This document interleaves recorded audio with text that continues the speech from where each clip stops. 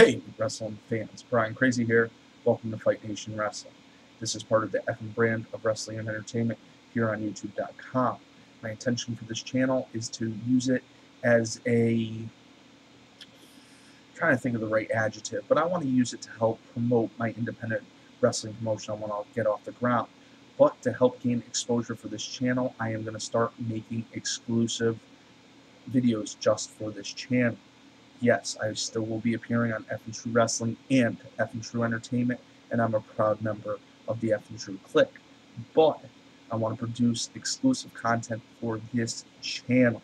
So, your first exclusive video to Fight Nation Wrestling is Bound for Glory 2011. Me and my broadcast colleague from F and True Wrestling and F and True Entertainment, JC Styles, made a video last night. It was very good, about 20 minutes long. And we just discussed Bound for Glory. We watched it together. He came over to my house. We ordered it up, and it was a pretty good event. The end with the Kurt Angle, Bobby Roode match was a little controversial, but I'm sure that'll play into the next pay-per-view. So let's jump into it. We start off with the pre-show at 7:30 on Facebook. Well, actually, you click the Facebook link, and it redirects you to Impact Wrestling's TNA On Demand site. So we see Mexican America defend the Tag Team Championships against Inc. Christina Von Eerie made her official debut, last Thursday night on Impact, and she has now been dubbed Toxine. We see Mexican America defeat Inc. in about a 15-minute match, and both these teams really brought it.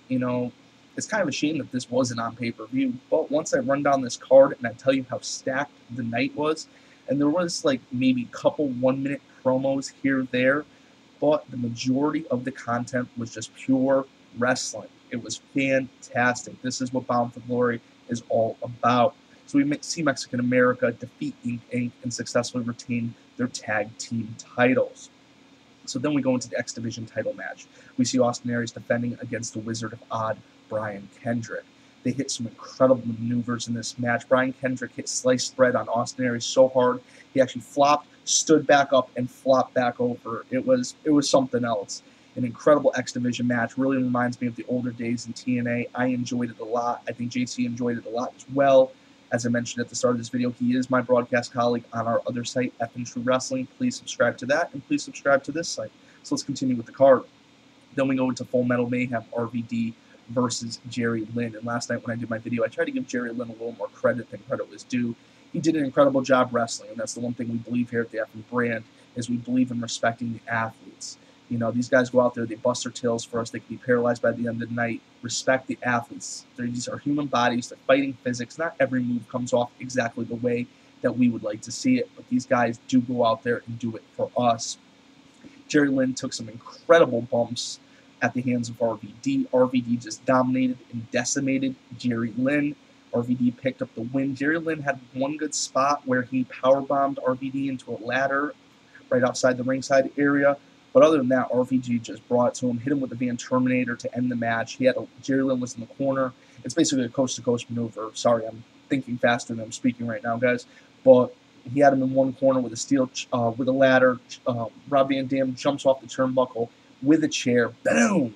1, 2, 3. I thought Jerry Lynn might have died. I mean, that's how much impact RVD got off this maneuver. Then we see a backstage segment. Dixie Carter and Surge, her husband, entered the arena. The control of the company is on the line later in the night.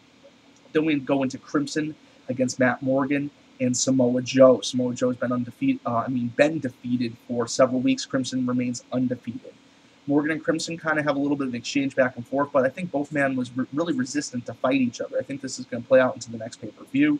Samoa Joe just brought it most of the match. I was really surprised when he lost. Crimson did pick up the win, and he still is undefeated.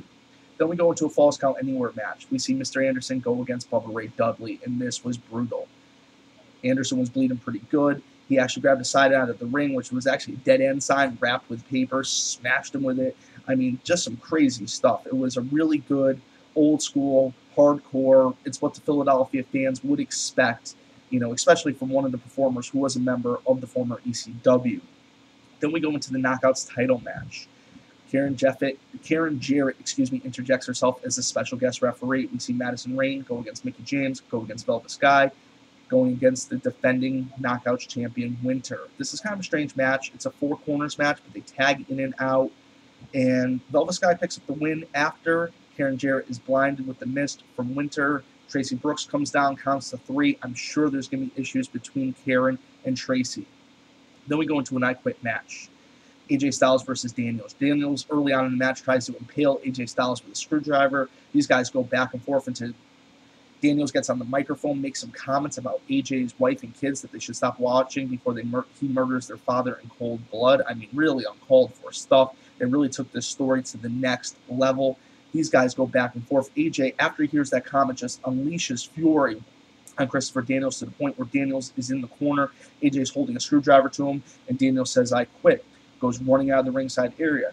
AJ goes back up the ramp after the match. Daniels attacks and says, "Oh, you never beat me. A win is a win."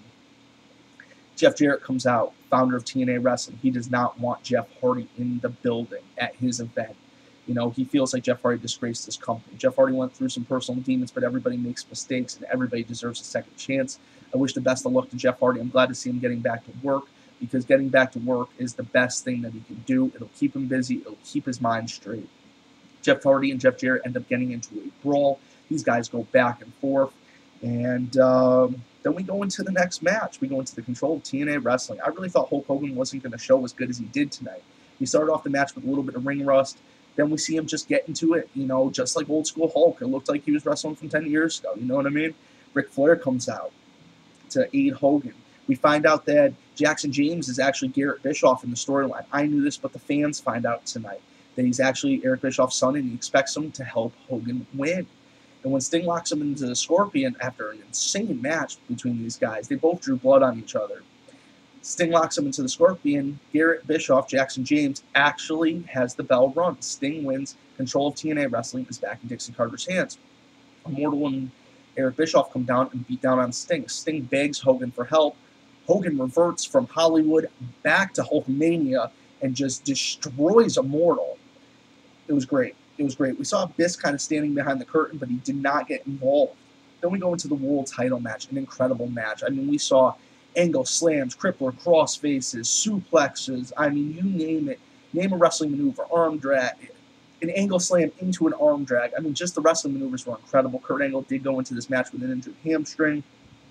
I did enjoy it a lot. The end was a little controversial.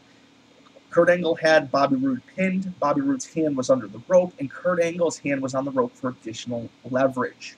But I did think it was a great event. I kind of just wanted to go over it again. I enjoyed it so much. I haven't seen a pay-per-view in quite some time. I mean, WWE's been really impressing. I'm not saying that TNA hasn't done well, but I haven't seen a pay-per-view that really just had me hooked in for all 2 hours in several months. I mean, the WWE pay-per-views are great, but we're getting one great spot or 6 great spots, and there's a couple. I enjoyed this entire card. I thought it was phenomenal. I know some people might have not enjoyed it. You know, I'm a big Angle fan, so, you know, I'm glad that he won the title, but Bobby Roode did work so hard, and I think he's ready, regardless of what some big-name brothers have said. You know what I mean? So, guys, I hope you enjoyed this review, exclusive to Fight Nation Wrestling. You will not see this anywhere else, and if you do, please let me know. So, for the FM brand of wrestling and entertainment here on YouTube.com, I am Brian Crazy. Please check out my full review of this event with JC Styles on FN True Wrestling. FN True Wrestling. All one word. Type it in the Google box. It will come up. Catch you later.